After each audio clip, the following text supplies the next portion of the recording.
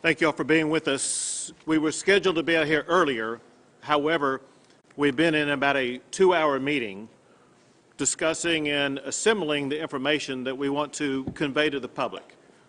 What we're going to share with you is going to be a lot of detailed information that answers or tries to answer a lot of questions that the public has about both what is going on, where we're going, next steps in response to this winter storm.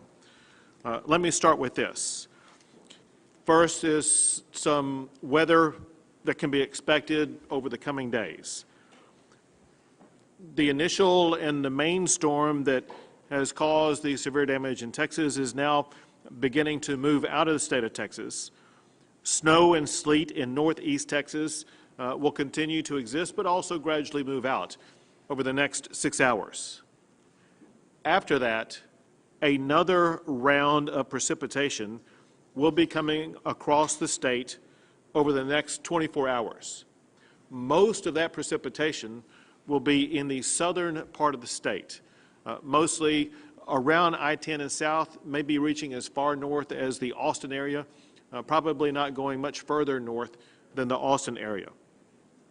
Cold temperatures will remain across much of the state for the next few days. Most of the state will be below freezing tomorrow morning. Along I-10 and north will remain freezing through Thursday night, with ultra cold temperatures once again on Thursday night. We should, across the state, start getting above freezing on Saturday. Many transportation issues across the state on roadways in every region will remain challenging for the next few days. Next is a report from the Public Utilities Commission with regard to power. Since midnight this past night, since 12:01 a.m. this morning, 6,000 megawatts have been added to the Texas grid. That equals about power for about 1.2 million households. Several things have assisted in this. One of the power outages in the state was the nuclear plant project, the STMP, the South Texas Nuclear Plant Project, as well as coal, generated power, were shut down.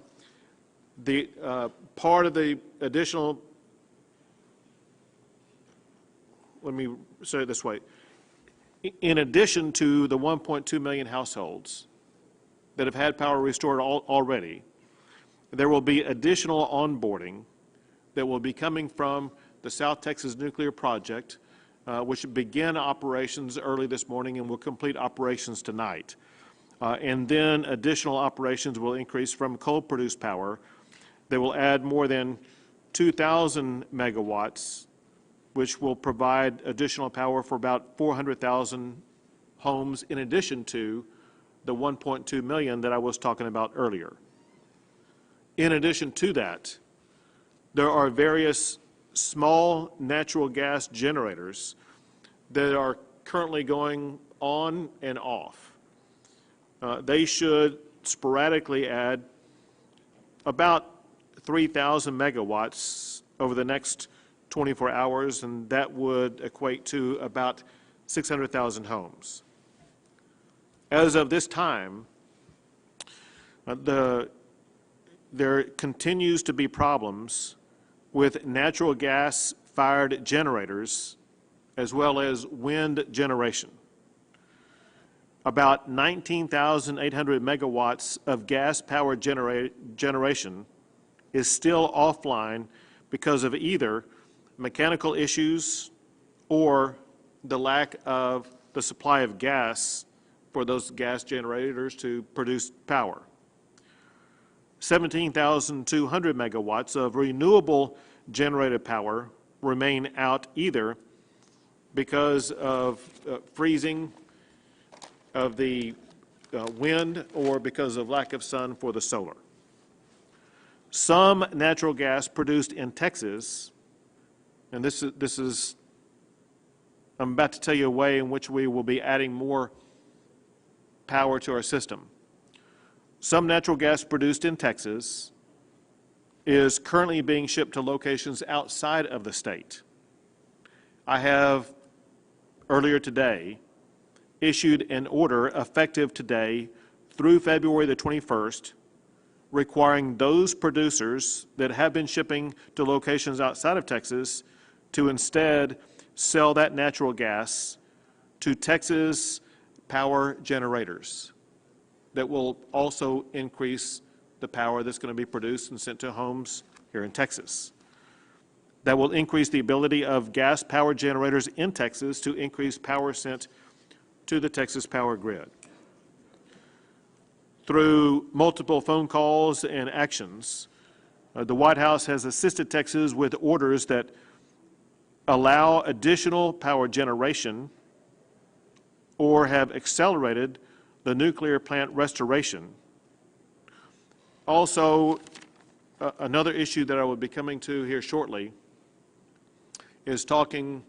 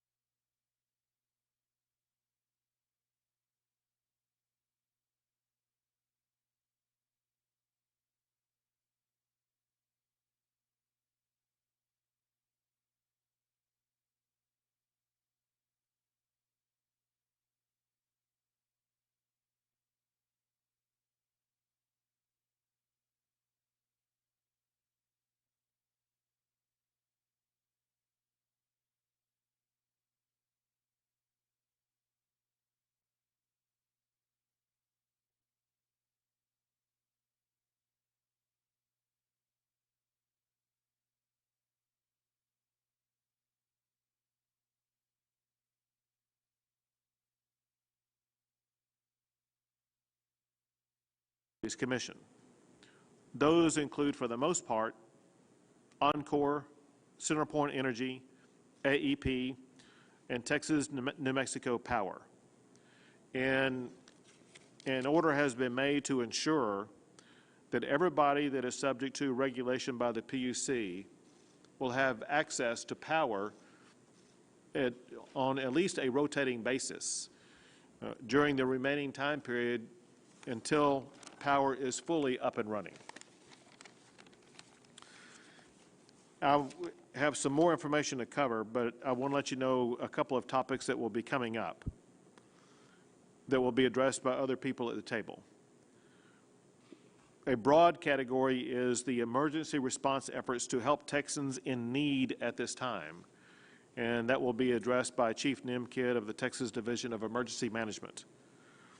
Another is in many regions across Texas, there are increasing challenges with regard to water quality.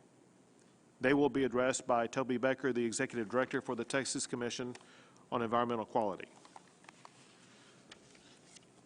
I want to address an issue that some Texans are already beginning to deal with, but many Texans will be having to deal with here in the coming days, that I want to make sure that we start discussing right now, and that is the results of busted pipes. Many people have already experienced busted pipes, and they've had their homes or their apartments or other locations already filled up with water. So let's talk about what can be done and where we're going with it. One thing that you want to do if you have a busted pipe, or to prevent the consequences of a busted pipe, is consider turning off your water supply. If you are a homeowner, there should be a location, typically outside, maybe near the curbside, where you have the ability to physically turn off the water supply to your house. Now, obviously, that will eliminate water supply to your house. You can turn it off at the time of your choosing.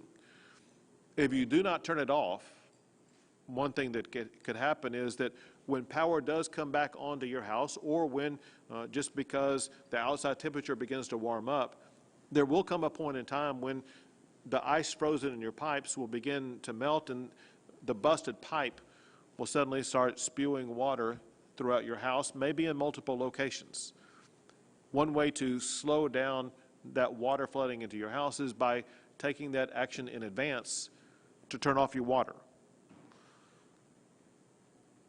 We also urge all homeowners to, as quickly as possible, like as in beginning now, if you haven't already done so, begin to work with a plumber, get plumbers lined up, and work with your insurance company in advance. If you're a homeowner, you should have homeowners insurance that would address this. Talk to your agent today, tonight, tomorrow, immediately. If you are a renter, most renters are required to have renter's insurance. Talk to your rental insurance as well as your landlord immediately about what to do and how to address this. If you live in a location that is not covered by insurance, you may have the possibility of getting assistance from FEMA. As you know, I requested a federal disaster declaration, and that was granted. One thing that comes along that is FEMA assistance. Part of that FEMA assistance goes to what's called public assistance that works on the rebuilding of large municipal and governmental-based facilities. Another component would be individual assistance. In order to qualify for individual assistance, there are certain dollar metrics that must be met before a location qualifies. So what we need homeowners to do is, if you are without insurance, if you live in a region where you may be covered by FEMA, we need everyone to keep receipts of any cost that you have incurred as a result of any type of repair to your property that's needed as a consequence of this winter storm. Along these lines also, Texas law already authorizes the plumbing board to give provisional licenses to out-of-state plumbers, and we are urging that take place, and also working with the Board of Plumbing Examiners to make sure that that will happen with regard to that authorization. We are also working to, in fact, I am going to be issuing a waiver for plumbers if they are previously licensed as a plumber but haven't completed continuing education in the last 2 years. You will be allowed to provide for plumbers a license to assist with those who have been affected by the winter storm. The goal obviously is we're trying to make sure that we will have as many plumbers available as possible to help everybody deal with their plumbing challenges. Similarly and relatedly, Texas law also provides insurance adjusters out of state can get a temporary license to do adjusting for disaster claims. That's important because we do expect a lot of people in Texas to have disaster claims, whether it be with your home because of damages that could have. You've been watching Governor Greg Abbott giving an update on the power outages happening across Texas. You can continue to watch on the KENS 5 app or the KENS 5 Facebook page. Now here's Eyewitness News at 4.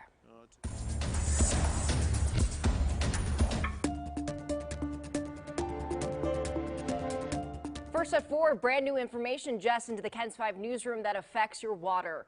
San Antonio Water System has issued a boil water notice today. SAW CEO Robert Puente told city council members during an emergency meeting about an hour ago.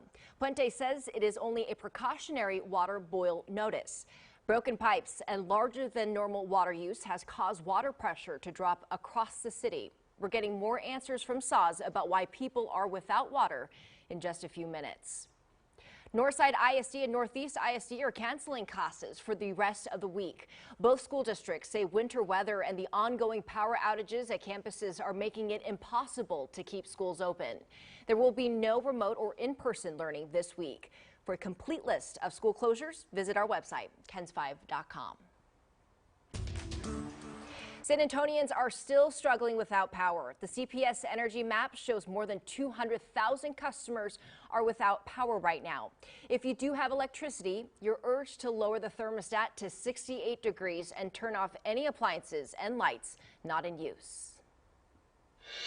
Outside right now, cloudy and cold, but we are dry and above freezing. For now, Weather Chief Bill Taylor is here to explain more. Bill. Yeah, good news, Sharon, that we Texas Military Division is the National Guard, and we're very thankful to the National Guard and the role they have played and continue to play in assisting the state and our people in responding to this winter storm. The National Guard is assisting with regard to warming centers across the state that Chief Kidd will talk more about. They are also assisting with regard to roadways and providing air crews for a variety of different efforts to make sure that we are better able as a state to address this challenge. But in details about that, as well as so many other issues, will be provided to you by the next speaker, Chief Nim Kidd, the Chief of the Texas Division of Emergency Management. Thank you, Governor. And the list that I will go through is very detailed, but it is not exhaustive. This does not cover any of the great work being done by our local partners and some of the state agencies I will not cover here today. But Governor, I think I need to take a second first to thank the men and the women in this room that have been working around the clock, their families that are at home going through the same experiences that most Texans are going through right now. And so I want to thank them very quickly. Start with the Texas Department of Transportation. All 25 districts across Texas are still impacted. They have over 4,500 TxDOT employees out on the roads right now, operating over 740 snowplows, another 225 motor graders, all working to de-ice the interstate system and keep the network up and running.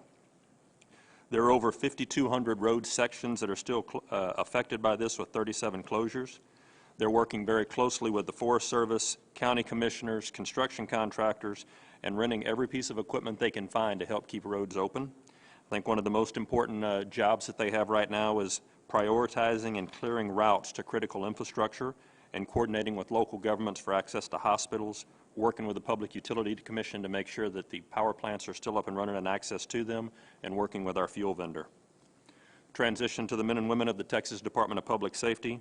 Over 3,300 troopers on the road around the clock, responding to over 1,600 crashes that they investigate. Again, that does not count our local government, law enforcement agencies, and county sheriffs that are out there working. DPS supporting them, supporting the Division of Emergency Management, Parks and Wildlife. I'll tell you, they've, in addition to roadside assistance, investigating crashes, and supporting other local law enforcement, Department of Public Safety troopers have delivered blood to hospitals. They've delivered fuel to power plants. They've relocated residents from nursing homes and provided additional fuel to first responders. You heard a little bit about the Texas Military Department and their personnel that are working not only to assist people that are stranded on the roads, but personnel available to assist in supporting the warming centers, and I'll go over that list here in just a minute. Working with an air operations center as soon as it is safe to start flying. We'll be flying resources all across this state, and working to find all available generators that may be supporting any military operation that can be pushed out into the field to support civilian operations. Texas Military Department will bring on additional aircraft, C-130s, and helicopters to be able to fly water, cots, blankets, and whatever we need into places that are still hampered by the state's transportation network. Texas Parks and Wildlife, game wardens, and state police officers are out on the streets also supporting DPS. Over 430 game wardens and 90 park police officers, all in four-wheel drive vehicles. They're helping move people around as well. Game wardens have assisted numerous calls from services ranging from delivery of blankets to answering calls for local law enforcement and welfare checks. Yesterday, the Abilene game wardens were requested to deliver supplies to Runnels County. For the blackouts, they delivered blankets, cots, and other warming supplies. In addition, game wardens in Gonzales County worked with Seguin Electric to hook up the generator of the children's home. I'm not sure how many game wardens are out there that are certified licensed electricians, but I'm certainly thankful for the work that they do with our local electric companies to get this done and deliver these life-saving materials and supplies. They're going and picking up extension cords and moving generators and fuel around everywhere that they can. Texas A&M Forest Service also supporting local agencies, including the Department of Transportation. Crews working in the Panhandle all over the state with motor graders, four-wheel drive vehicles. A lot of the things that we use to put fire out with in forest fires are also clearing roads right now. So pure integration between the state agencies. Personnel all over the state, Zapata County to Galveston County, up into the Panhandle, Nacogdoches. SAW crews are available to start clearing some of the access to critical infrastructure. As trees have fallen, we want to make sure those trees are out of the way. Panhandle branch of the A&M Forest Service is blading interstates and highways working together, removing patrolled over 1,200 miles of Tier 2 and Tier 3 roads, so not the main interstate system, but trying to keep our county roads open as well. Winter weather operations in Kimball and Kerr and Menard counties, along with the San Angelo district, clearing jackknives, so the Forest Service firefighters are out there clearing roads as well, just like record drivers. The Abilene branch as well, working with incident management teams to support the city of Coleman and county for resources and get additional generators and power to them. I could go on for about 5 days on the other counties that they're working on, but I'll skip through. A lot of engine company out there, work out there to make sure that as soon as water becomes available, we'll set up points of distribution operations, and we'll continue to support our local government partners. I told you about our mass care warming sites. If you remember day one, we had about 30 warming centers, then we went up to 100. Now we're up to a little over 300 warming centers. They're broken down across all areas of the state. A lot of them are supported by local government. VOADS, as the governor mentioned, we'll put additional resources in there as we need to make sure that there's drinking water, cots, blankets. If you're looking for a place where a warming center is and you have an internet connection, you can go to tdem.texas.gov/warm, or if you have a telephone, you can call 211. 211 Texas has the list of all 298 warming centers that are out there right now. We will continue to work with our local government partners to add additional warming centers as required. The Texas A&M Engineering Extension Service continues to support our resource staging areas all across the state. We're working with AT&T, the telephone company, to help refuel their cell towers and generators to keep our cell system up and running. During COVID, Governor, we recreated something called the Pony Express, where we were using all of the A&M agencies to move PPE and testing materials around. Pony Express is still working for this event. They've transported essential workers to hospitals and assisting living centers and power companies, and also supplies to the warming centers. The Department of State Health Services is working with our hospitals across the state. There's a lot of water main breaks that are causing problems for our hospitals. We'll continue to resource as much water for them as we can, as well as oxygen cylinders. We're hearing some oxygen shortages that are out there, so we continue to work with our private sector partners as well as our federal partners to bring in additional oxygen. We're working with our long-term care facilities and the dialysis centers. Dialysis is a very important network that we need to continue to work. It requires a lot of electricity and a lot of water. So we're moving through our emergency medical task force, moving people that need dialysis to places where dialysis can be delivered. There are multiple regional patient evacuation missions that have been going on through the Emergency Medical Task Force program. The Emergency Medical Task Force, EMTF, has deployed ambulance strike teams on state mission assignments to locations throughout the state and supporting additional STAR requests. Kimball County and Junction, our ambulance went out there, and it has since been demobilized, but transported patients back to San Antonio.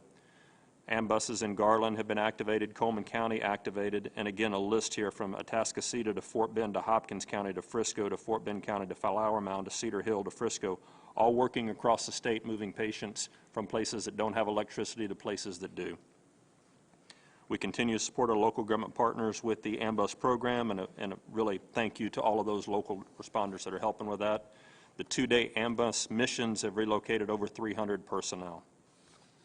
Health and Human Services continues to work with our regulatory for the 6 facilities that have had frozen, broken, leaking pipes. 32 have reported power outages, and 10 of those have evacuations that are in process. We continue to support our local health authorities and local health administrations, and continue to support 211. 211 has done a tremendous job in taking a number of calls. I think the wait time is down to 3 to 5 minutes. They brought on the right people, Governor, to be able to answer the questions. So big hats off to the Health and Human Services Commission. And while people is our main focus, agriculture is still a way of life in Texas. The Texas Animal Health Commission, the Texas Department of Agriculture, A&M AgriLife Extension, and A&M Veterinary Emergency Medical Team have been out working to support our livestock areas. Yesterday, they hosted a call with all the industry leaders to make sure that gas curtailments can also not have a severe impact on our livestock so that we'll continue to get our food in the future. And then finally, last word on recovery. You've heard of the Texas VOADs, our volunteer organizations active in disaster, great partners to us in every event. We do have a 254 county emergency declaration. We are working with FEMA to increase that for public assistance and individual assistance. As Governor mentioned, that's going to require some proving of damages. We have disaster summary outlines from our local government partners that are already sending in their DSOs to us. Our Disaster Recovery Task Force is working remotely all across the state with our VOADs, and it will be important that we work with your insurance company first. Your insurance company, if you do not have insurance, then our volunteer organizations active in disaster, our faith-based organizations will be ready to help, and we will work very closely with FEMA on the recovery process. I got to say another quick thank you to our FEMA partners who have been here in the room with us the entire time. They are helping us resource water, cots, blankets, and generators. We'll also continue to work with our private sector partners to make sure that the infrastructure to support them, to support citizens is up, and working with our local food banks as well to make sure that those who are in need of food have a place to get it. Thank you. People who see you respond to hurricanes are accustomed to seeing you go through that list on coastal-based counties. But this is different because all 254 counties have been affected. Yes. I want to circle back on one thing you were talking about, and that's to make sure that everybody knows where and how they can access warming centers in the event they need to go to one. If I recall correctly, if you live in a city, you can call 311. Yes, sir. And if you live in a rural area, call 211. Yes, sir. If you do have access to the internet, you gave them an address location they can go to, and that is? It's tdem.texas.gov/warm, W-A-R-M. Also, I found it just by going to Google and typing in warming center in Texas, and it'll show locations near you where you can get access to a warming center. In addition to those issues, there are many issues that have been addressed by multiple agencies in the state of Texas, one of which is the Texas Railroad Commission, and we have with us Commissioner Christy Craddock. Thank you, Governor, and it has been an unusual time. So at the Railroad Commission, we obviously are working on gas issues. First and foremost, we've been meeting every day with the Texas Energy Reliability Council. It's made up of gas, electric, PUC, Railroad Commission, and other did I miss some? Oil and gas operators, pipelines, trying to make sure that our grid is moving, and we get reports from the gas people every day. I will say we've had multiple calls on top of that with operators to make sure that we start getting gas online. So the good news in the west and in the southern part of the state is that we're beginning to unfreeze, and in doing so, we've been working with the PUC to try to make sure there is electricity out to some of these well sites and these processing plants so gas can start moving in this state. It's really important. That being said, we've had a lot of gas in this state. If you are getting gas into your home, you're getting it because our gas producers are getting gas to the state. They're doing with maximum withdrawal. We not only produce, but we have storage facilities in the state, so they're doing maximum withdrawal out of their storage facilities to make sure we have gas available. And so we are seeing some of that gas begin to really move in producing areas getting back online. That's a plus for us long term. Look, our priorities have been working with both TDEM as well as TxDOT, PUC, and other state and local agencies to make sure our operators can get back onto their leases, to make sure that they're safe first and foremost as well, and to continue to provide that gas to Texas. And this evening, we will meet as an agency to extend our priority order to make sure that residentials are being provided for with, and also human needs, local distribution companies, as well as power generation. And as a reminder, and look, I've one of those that been without power for a lot of hours too, so as have a couple members of my family and several members of my staff. But reminder, please don't use your gas where you're not supposed to. We are having carbon monoxide issues. We want you to be safe. We want you to be warm, but don't get carbon monoxide poisoning. Don't use your gas how you're not supposed to. So it is a real safety issue as well. If you see an issue with your gas as well as a broken pipeline or something like that that you know is a gas pipeline, please call your local distribution company, your gas company that you get your gas from. Let them come out, inspect it, turn it off safely. We want to make sure people are safe as we continue to warm up in the next week. Thank you, Governor. Thank you. An issue that is increasingly arising are water quality issues as well as some other environmental issues. And the state is working to address that primarily under the leadership of the Texas Commission on Environmental Quality, the executive director of which is Toby Baker. Thank you, Governor.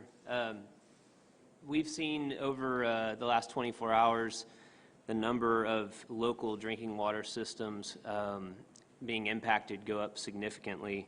As of noon today, there were 332 local water systems reporting impacts in 110 counties across the state. 276 issued boil water notices. The current population impacted by boil water notices is just under 7 million Texans. The population impacted by non-operational systems at this time is about 263,958. I want to prepare the public specifically on these local water systems because when a boil water notice is issued, to come off of that notice, there has to be bacteriological sampling done for that system. That sampling can take up to 24 hours, so as the roads start to thaw, your power starts to come back on, you may not see your boil water notice lift until that sampling is done. There are currently about 135 labs, accredited labs across the state that can do that sampling. We are reaching out specifically to each of those labs, and we will be assisting local water systems in connecting with those labs when they're ready to get those samples submitted.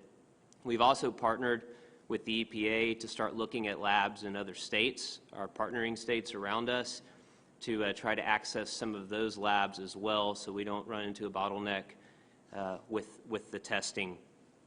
The part of the reason for the number of impacted systems, or the reason, is obviously number one, lack of power. The power's gone down. Number two, frozen lines that have led to breaks in those lines. And then finally, with everyone dripping their faucets, extreme use of the water. In one system, for example, we saw usage that was near peak summer demand usage for water because of people dripping their pipes and pulling the pressure down on the system. So we will continue to connect local water systems with those labs, but it is an ongoing issue, and this number is probably going to grow over the next day or two. Great. Thank you, Governor. Thank you, and thank all of you. We'll take a few questions.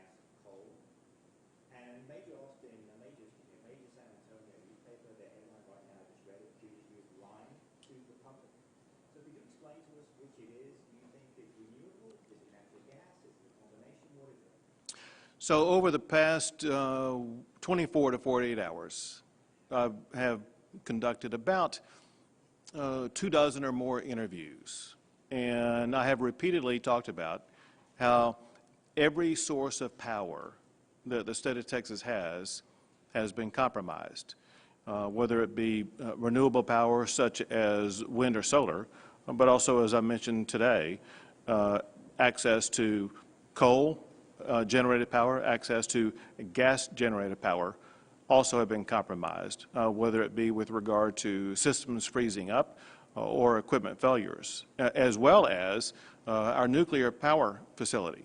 So the fact is, every source of power the state of Texas has access to has been compromised because of the ultra-cold temperature or because of equipment failures. But on Hannity, you made a disparaging remark about the Green New Deal, implying that we're part of that, and this is the reason we're all here today, is because we didn't invest enough in other energy, but in fact, we invested too much in Green New Deal. Are you saying you don't want to invest any more in green energy?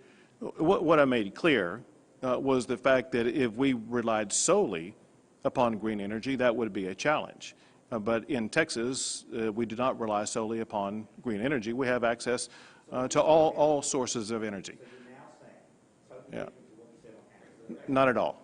Not at all. That's what you said last night, sir. Yeah, it's not what I. Governor, could you just talk about ERCOT and your plans for addressing those issues that you had mentioned? Say again now? Could you just talk about your plans for ERCOT and how you were going to address them because you wanted an investigation and just where Right. where's that going right now?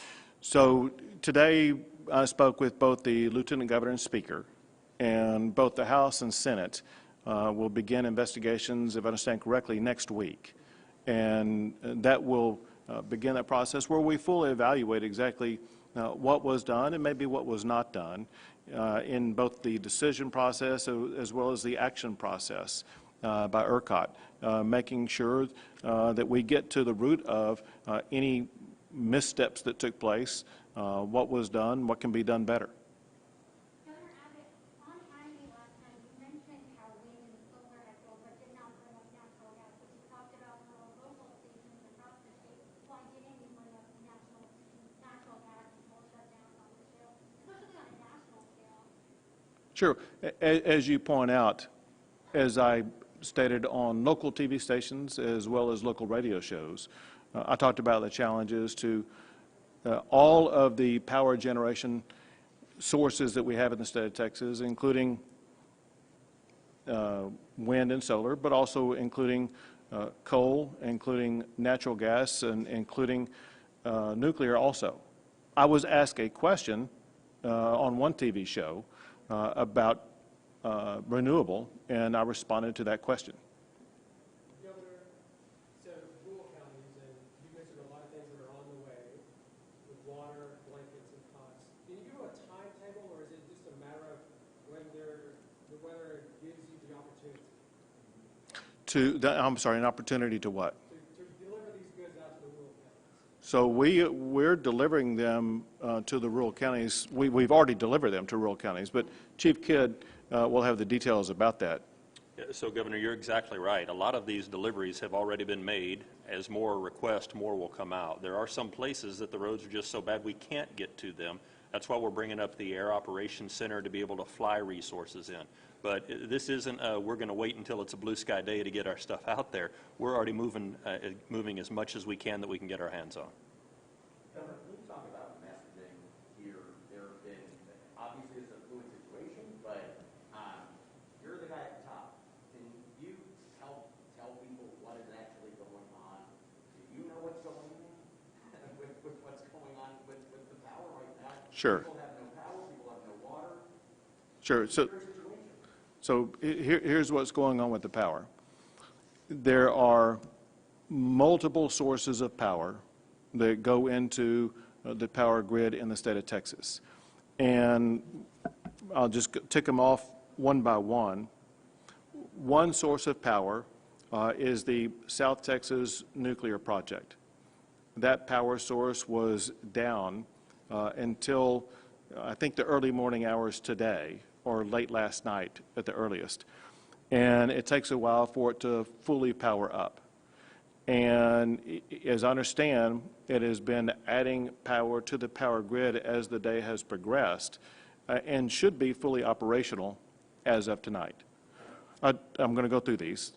Another source of power that is generated that goes into the power grid is power generated either by coal or by natural gas. Some of those coal and natural gas power generating facilities either froze up or had mechanical failure and were incapable of adding power to the power grid. We talked about this. Okay. What I want to know is, people want to know when it's going to be restored. We talked about Sure. some people, where are those 600,000 people who are supposed to get their power back tonight going to be in the state? That is information, that has not been provided to me. And so the exact zip codes and locations of where the power is going to be turned on or not, we don't have. What I can tell you is this, and that is there are certain areas that fall within the zones of the investor-run power distributors. And those are, give me 1 second here.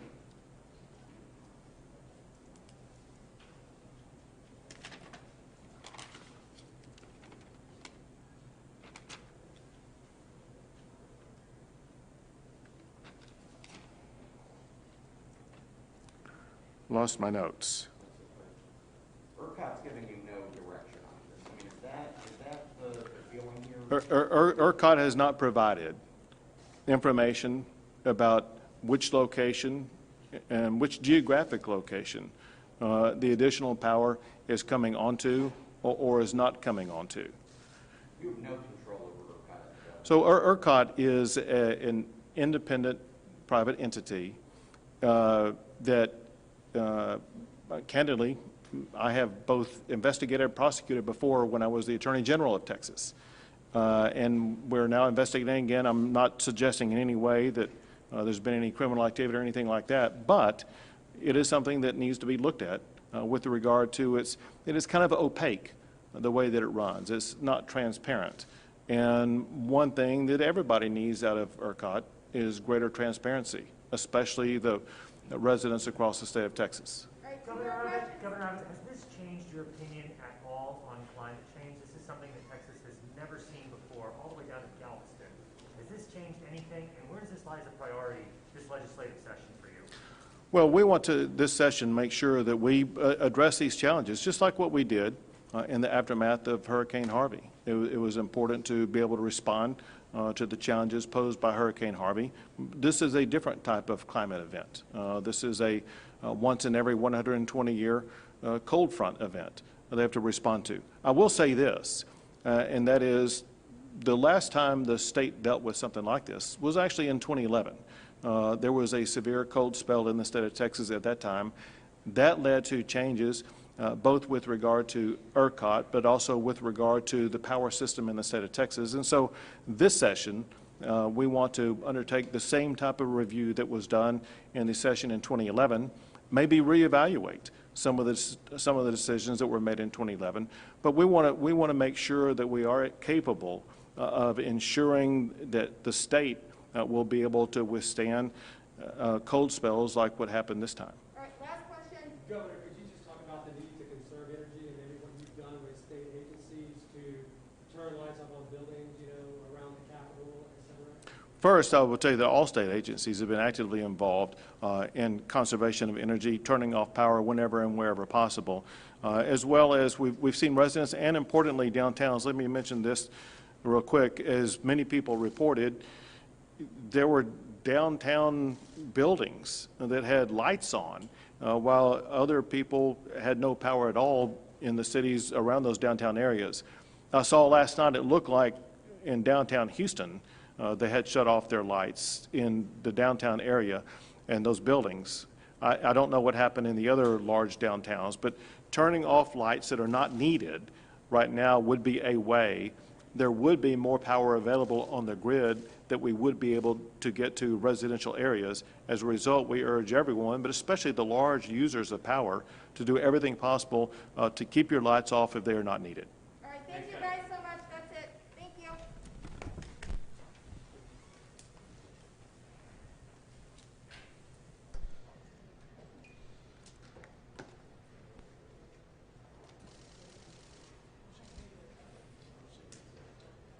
Hey, when it comes to picking a fight, who's the best person to call? Okay, it just finished up here. He set it out.